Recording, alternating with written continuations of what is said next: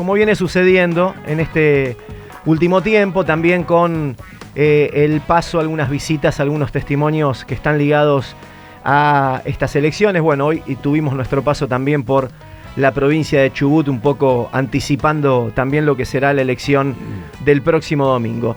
Tenemos aquí un precandidato a presidente, Marcelo Ramal. Él es economista, reconocido también como docente en la Universidad Nacional de Quilmes.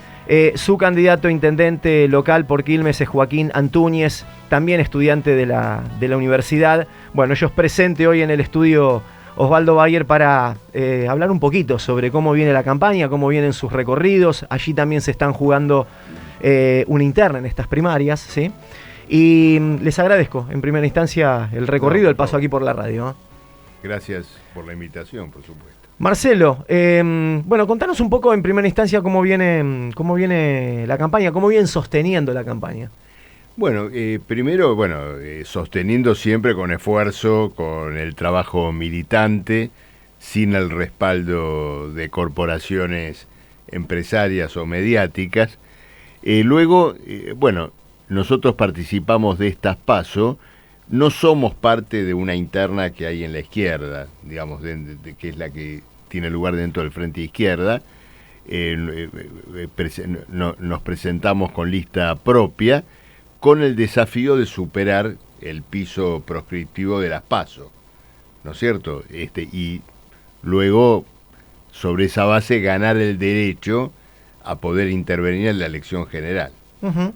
Bueno, ¿cómo han dado ese paso también para diferenciarse, en este caso, dentro de las propuestas de la izquierda, que vienen siendo destacadas en los últimos años y que también tienen que hacer pie en lo territorial, digo, cuando uno piensa en este caso también Quilmes en particular? Sí, bueno, a ver, el tema es el siguiente. Uno no es que tenga que pensar cómo diferenciarse, porque si tiene que buscar encontrar una diferencia, entonces alguien se puede preguntar por qué va por separado. La diferencia existe ya de antemano. Nosotros somos una izquierda que procura poner la atención sobre el carácter verdaderamente estratégico y de fondo que tiene la crisis capitalista hoy en la Argentina y en el mundo. Esto tiene que ver con varios factores muy importantes. Uno es la circunstancia de una guerra internacional, que significa, por encima de todo, una gran agresión a los trabajadores. Una guerra que puede llegar a tener implicancias nucleares. En segundo lugar, un colapso climático que pone ya, digamos, en tela de juicio la propia continuidad de la humanidad sobre el planeta, como estamos viendo hoy con estos fenómenos ligados al calentamiento global. La guerra tiene también un conductor bastante claro, ¿no? ¿Quién conduce esa guerra? Sí, por supuesto, es una guerra de la OTAN, que de todas maneras, digamos, el gobierno de Putin no enfrenta en función de intereses socialistas de ningún modo, sino en función de una oligarquía capitalista, ¿no es cierto?, que es la que ha usurpado el espacio geográfico de la antigua Unión Soviética. Lo cierto es que, digamos, ¿por qué es una agresión a la clase obrera? En primer lugar, por los que mueren en el propio campo de batalla, y luego porque en el orden internacional la guerra plantea crisis alimentarias, distinto tipo de choques políticos entre bloques que de una manera u otra están involucrados con el conflicto bélico. Bueno, y en este escenario está la Argentina, que no puede ser sustraída, ¿no es cierto?, de esta situación. Es indudable que la presión del gran capital internacional para financiar la guerra está reforzando la extorsión sobre todos los países endeudados. Y esto es lo que ocurre, ¿no es cierto?, claramente con la Argentina. Es el gran tema, la deuda. Claro, el gran tema es la deuda. Es indudable que este gobierno ha hecho, ¿no es cierto?, todos los arreglos posibles para sostener su pago. Bueno, y del otro lado lo que tenemos es la contraparte de un aumento de la miseria social y sobre todo, y en esto queremos poner un fuerte énfasis, en la precarización del trabajo. Es decir, el trabajo con salario de convenio, el trabajo relacionado, ¿no es cierto?, con una determinada jornada laboral compatible con la vida, compatible con la salud. Bueno, esto está siendo barrido, está siendo agredido por la precarización laboral en formas, ¿no es cierto?, muy diversas. Uh-huh. Una es cuando dentro del propio trabajo en blanco el salario queda condicionado a cláusulas de productividad, cláusulas de presentismo, que constituyen una extorsión sobre el trabajador, porque tiene que ir a trabajar enfermo o en condiciones deplorables para no perder esos adicionales. Hoy se informaba en los diarios del cierre de una paritaria, la del gremio de comercio, uh-huh, donde lo llamativo es que ya incorporan en el salario conformado que se acordó el pago de productividad como parte del básico, es decir, ya se naturaliza, ¿no?, que, digamos, en este caso creo que es el presentismo, ya se naturaliza, digamos, esa cláusula extorsiva como parte, ¿no es cierto?, del propio salario. Entonces, sobre esto colocamos un énfasis muy importante en momentos en el cual es cierto que la cuestión laboral está muy fuertemente instalada en la campaña electoral, uh-huh, pero negativamente instalada, porque de lo que se habla para después de octubre es de una reforma laboral, de la derogación de la indemnización por despido, de aumentar el periodo de prueba de 6 meses a 12 meses, de reducir la representación gremial en las fábricas, ¿no es cierto? Sí, no solo hoy es exigencia del fondo, que siempre es una exigencia del fondo, nunca falta, digamos, claro, sino que también, bueno, también algunas propuestas toman esa reforma laboral casi como propuesta de campaña, ¿no es cierto? Indudablemente. Y, digamos, no es que es algo a futuro, porque si uno dice que hoy ha progresado enormemente la precarización laboral, en el año 2022, de 600.000 puestos de trabajo creados, la mitad fueron bajo diferentes modalidades precarias. Entonces, cuando ya tenés el tema instalado hoy, lo que se quiere hacer es legalizar esta situación que particularmente se agravó bajo la pandemia. ¿Por qué motivo? Porque cuando pasado, digamos, el momento más álgido de la cuarentena, empezó a existir una presión patronal muy fuerte para volver al trabajo, ¿no es cierto?, y dejar de licenciar a los trabajadores. Entonces ya, digamos, la sola concepción de que tenés que ir a trabajar en condiciones que no son de salubridad, es decir, ir a trabajar aunque haya una pandemia, ya introdujo en ese momento un peligroso precedente relacionado con que, bueno, se trabaja bajo cualquier condición.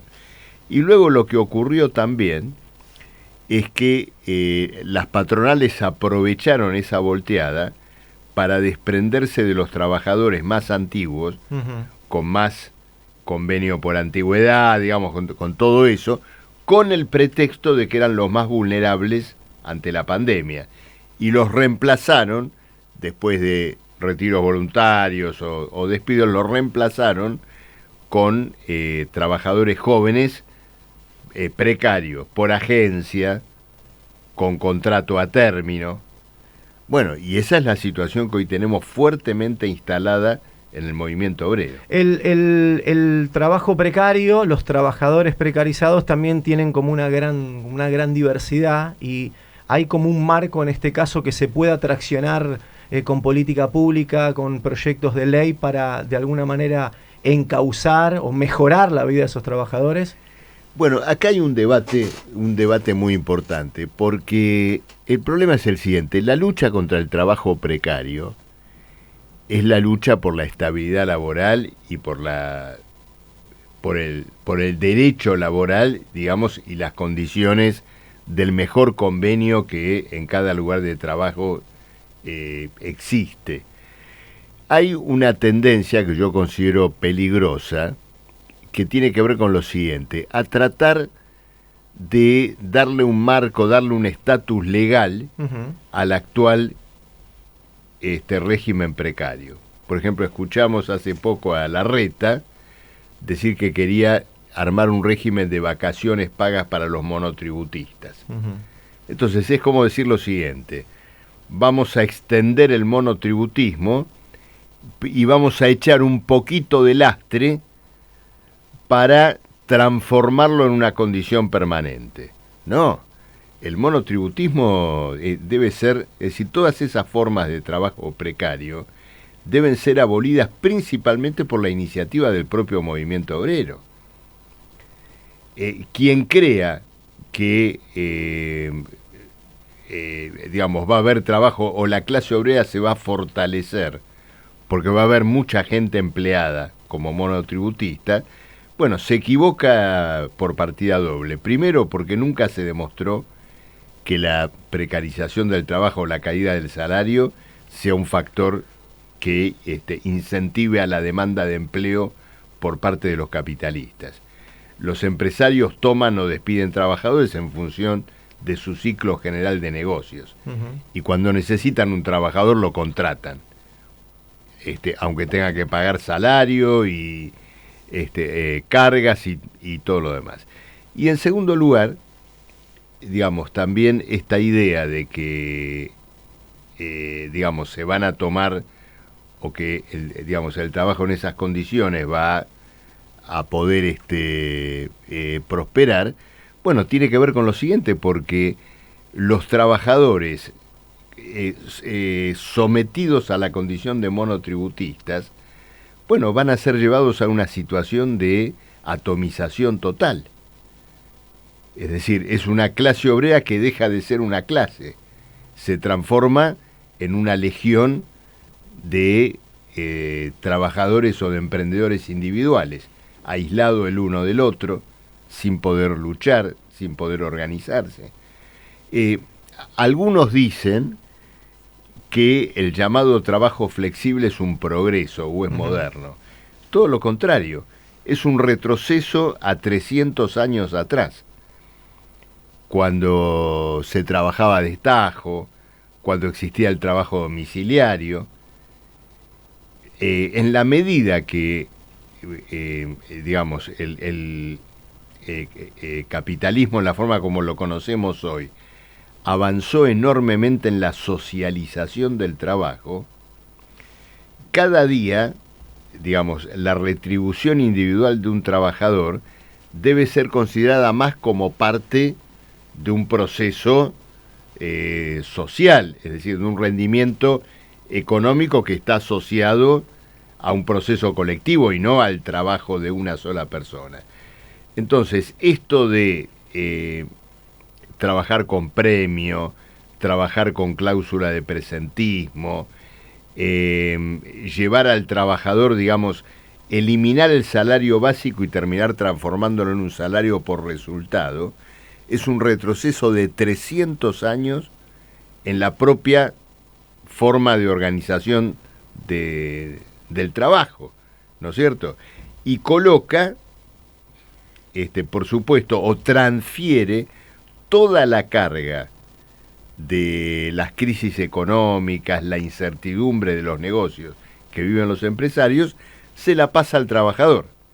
Porque es como cuando eliminas la indemnización por despido, es como si le dijeras al trabajador: mañana no tengo trabajo, te despido. Es decir, hoy tenés, mañana no.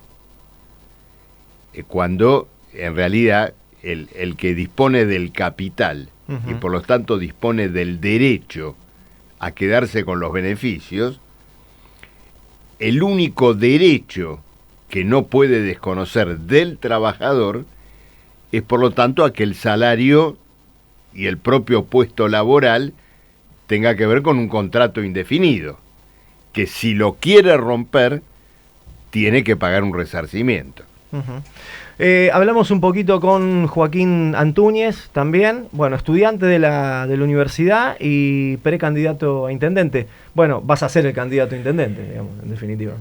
Bueno, sí, estamos dando toda una intensa lucha para poder superar el piso proscriptivo de las PASO, es decir, también no asistimos a una interna, pero asistimos a una suerte de preclasificación que son estas elecciones PASO, que bueno, en definitiva nosotros estamos buscando abrirnos un camino para poder llevar toda esta perspectiva que marcaba Marcelo recién al terreno de las elecciones generales, que es donde finalmente se va a discutir como si fuera de una manera más descarada, todos estos asuntos. Porque hoy, digamos, los grandes bloques de los grandes partidos, digamos, que están en disputa, están en una interna furibunda, en donde, digamos, el debate político estas cuestiones están marcadas, presentadas, el problema de la reforma laboral, la reforma previsional, la precarización del trabajo, pero solapada, digamos, sobre una cantidad de insultos, chicanas, acusaciones cruzadas entre los propios candidatos de las mismas coaliciones, y entonces este debate no se ve tan claramente. Es decir, porque en definitiva lo que están discutiendo o están intentando mostrar es, bueno, finalmente quién es la carta más viable para poder llevar adelante todo este plan. Es decir, Juntos por el Cambio, Unión por la Patria, bueno, incluso puede aparecer como una cuarta opción la candidatura de Milei, ¿no? Es decir, son los 4 jinetes, en definitiva, del ajuste, lo que están discutiendo entre ellos, bueno, quién finalmente va a ser el que lo lleva adelante. ¿Cómo observás parte de lo que contaba aquí Marcelo, en este caso, cómo se ve reflejado en Quilmes, digamos? Bueno, mira, acá el que más ha utilizado el tema de la reforma laboral, si quiere, la precarización de las relaciones del trabajo, ha sido el propio municipio de Quilmes.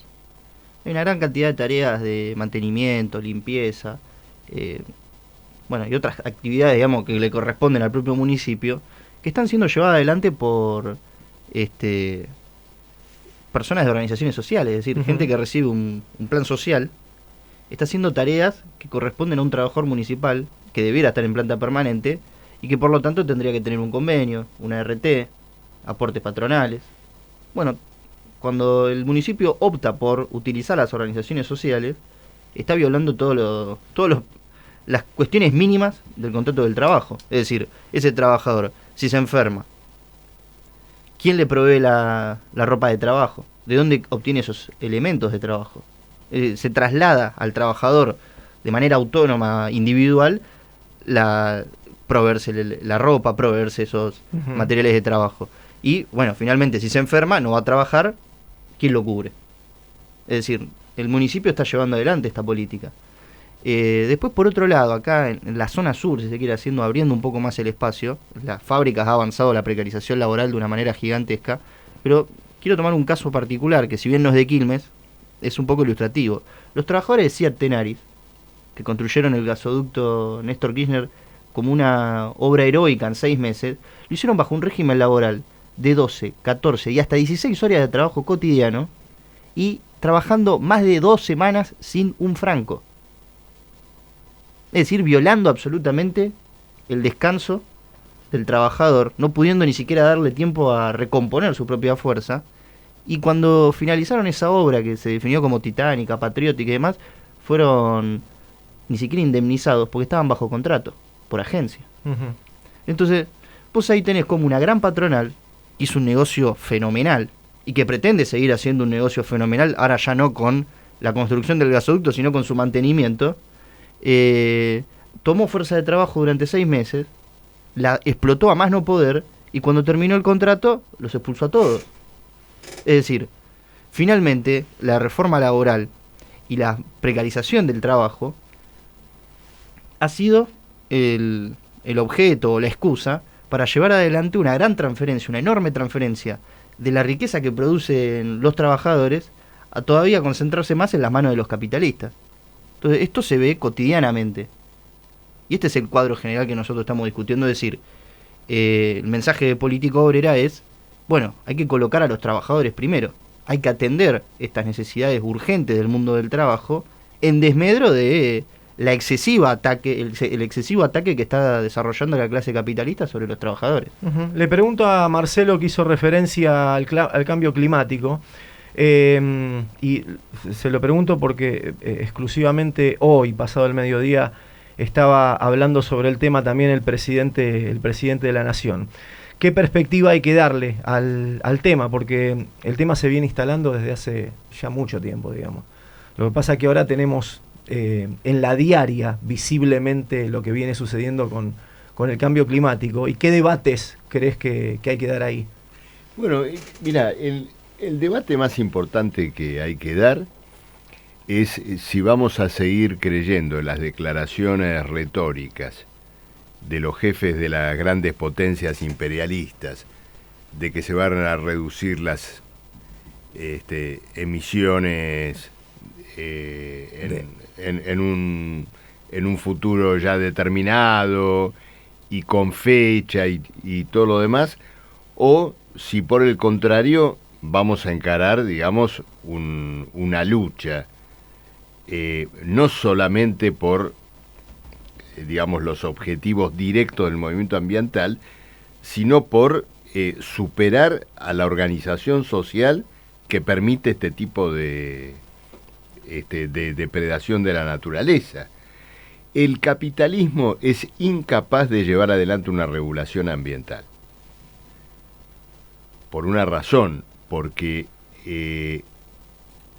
una regulación ambiental exige la superación de la competencia.